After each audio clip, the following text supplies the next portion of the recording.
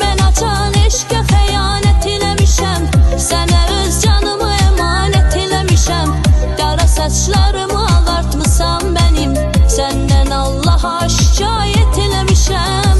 Ölürəm çox böyük ehtimal ilə, həyatım olmadı bir visal ilə. Mən müqəddəs sayaraq xəyal ilə, qara gözlərini ziyarət eləmişəm.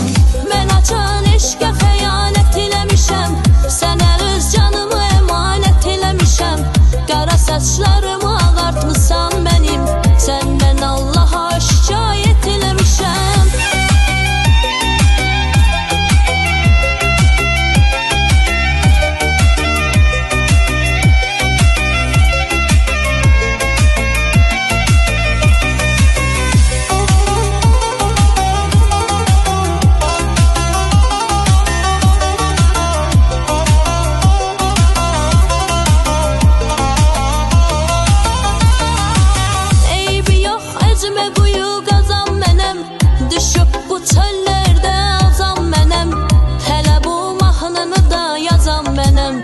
Özüm haqqında rəvayət eləmişəm.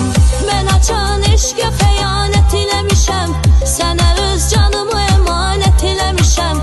Qara saçlarımı ağartmısan mənim, səndən Allaha şikayət eləmişəm.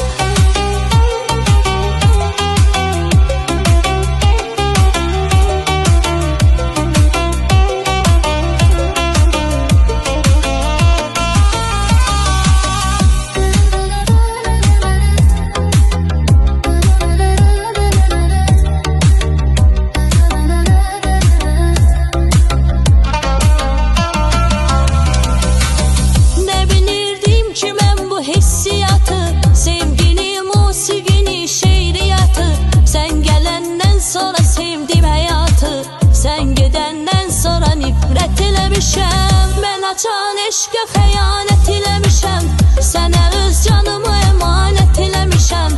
Qara saçlarımı ağartmısan mənim, səndən Allaha şikayət eləmişəm.